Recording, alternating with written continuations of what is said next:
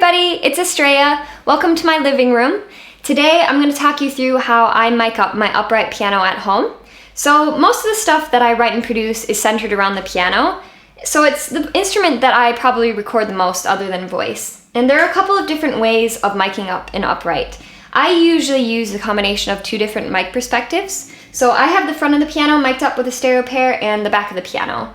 So the front of the piano tends to be a brighter and more direct sound when you're miking it up. So to complement that, I'm using a stereo pair of small diaphragm condensers. And these are the AKG C451Bs. Small diaphragm condensers are great for picking up small details, and they also have a brighter tonal quality. It's a really great complement for the front of the piano. And I'm following the 3-to-1 rule, which is a ratio that you're going to want to make sure you're following.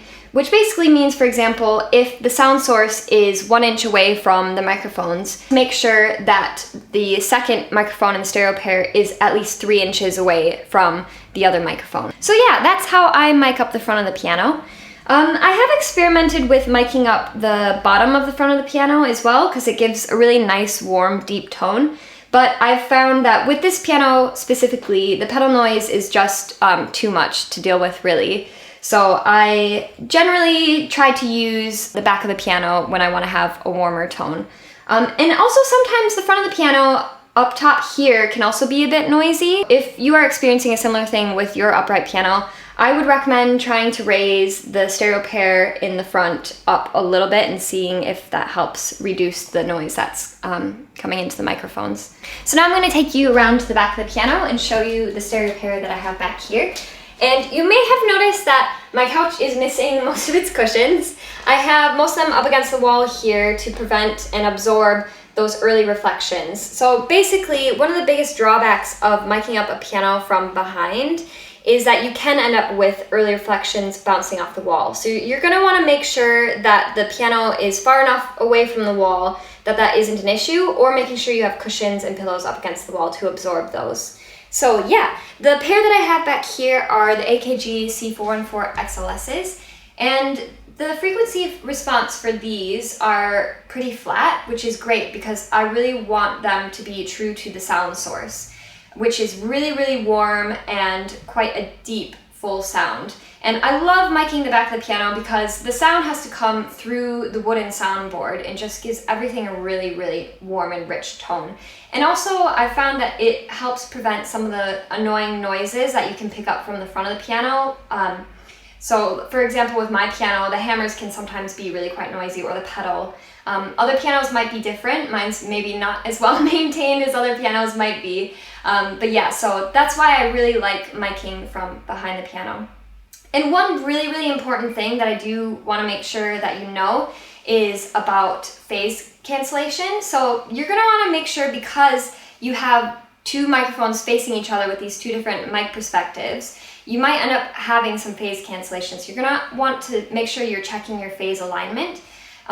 Because basically when a sound source is happening in this situation, it's making one diaphragm of one microphone go in, and it's making the diaphragm of the other one go out. So it ends up canceling out frequencies. And basically the way you can check this is by inverting the phase when you're mixing it. And if you get a more richer and fuller sound with the phase inverted for one set of the microphones, then you're having phase cancellation issues. So you're gonna wanna make sure you are inverting that pair of microphones. So yeah, this is how I have the back mic'd up. And also following the 3-to-1 ratio back here as well.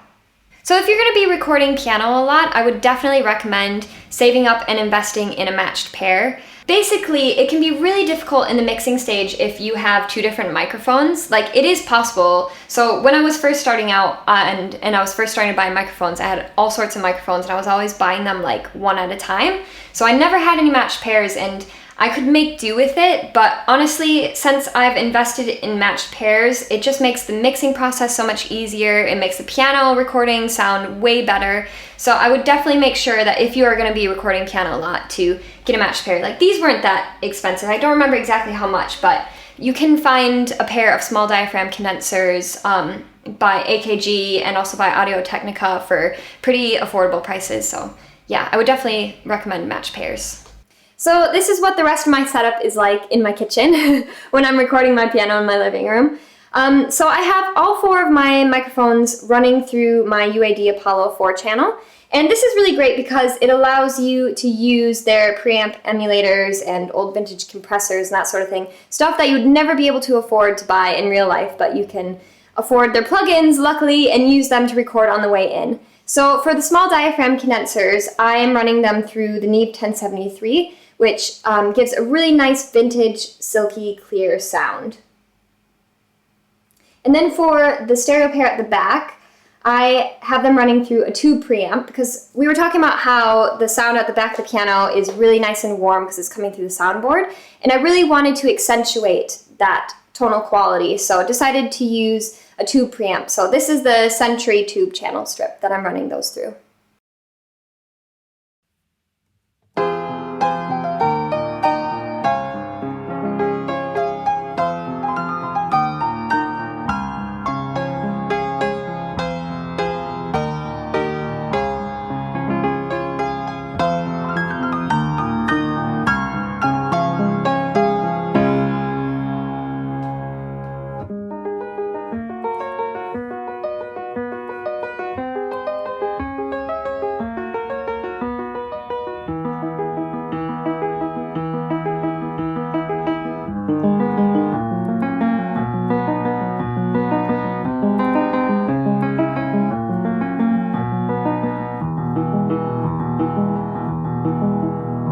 So that's how I mic up my piano from home.